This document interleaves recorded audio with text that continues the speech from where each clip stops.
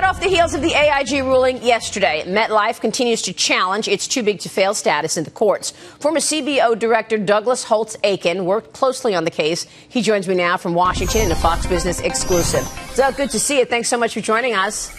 Good morning, Maria. So I looked through the 70-page filing, and wow, do they have a lot of reasons why they should not be called a SIFI or a systemically important financial institution.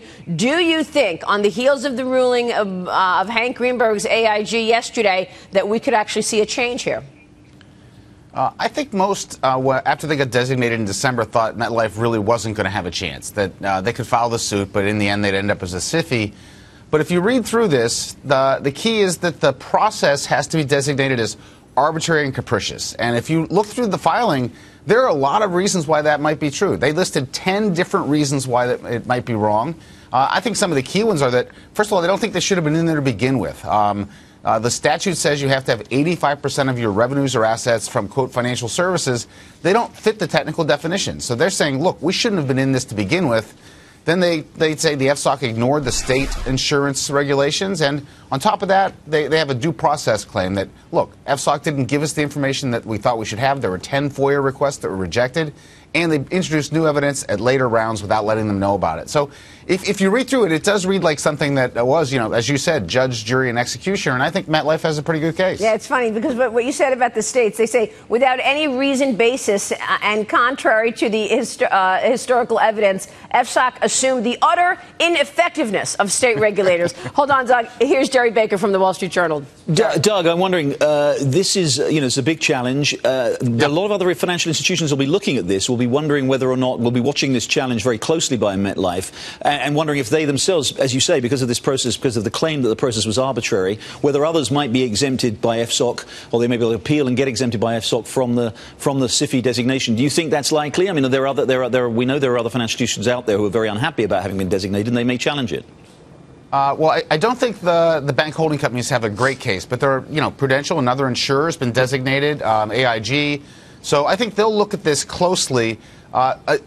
For better or for worse, the FSOC has actually done things differently in every case, and that's a problem for the FSOC.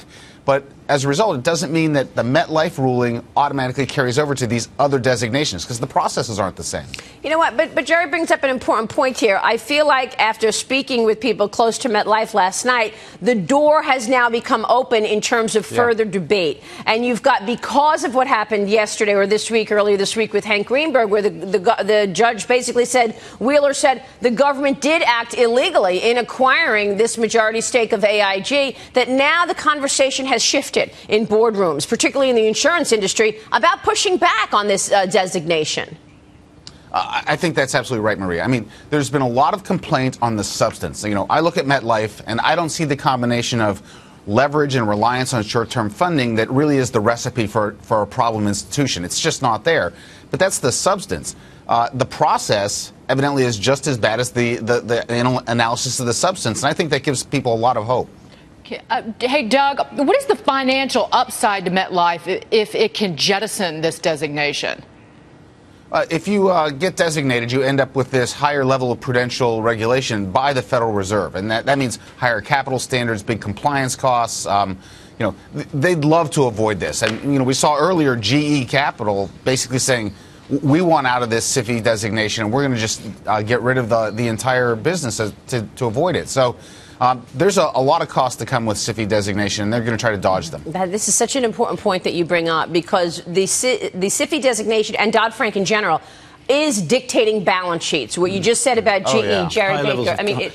High levels of capital. I mean, as Doug says, it applies particularly to the banks. Obviously, it's one of the main reasons this SIFI designation is limiting banks' earnings potential, because they're having to hold high levels of capital, which reduces the amount of leverage they can have. So they are actually, they make less money. It's slightly different for the insurers, but the same principle applies, which is that with levels of capital, levels of regulatory capital, levels of overall regulation means that it does restrain them from making the kind of money that they were making before. So it's an important phenomenon.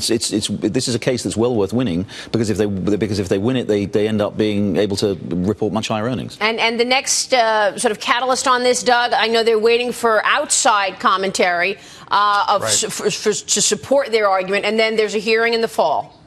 My understanding is that MetLife expects in 10 days or so for outside groups to file their amicus briefs in support of the MetLife position. That's right. It's then up to the judge. The judge can have a hearing or not. And if the judge chooses to have a hearing, the decision probably comes down at the end of the year. All right, we'll leave it there. Doug, good to have you on the show today. Thanks so much. Thank you. Doug Holtz-Eakin.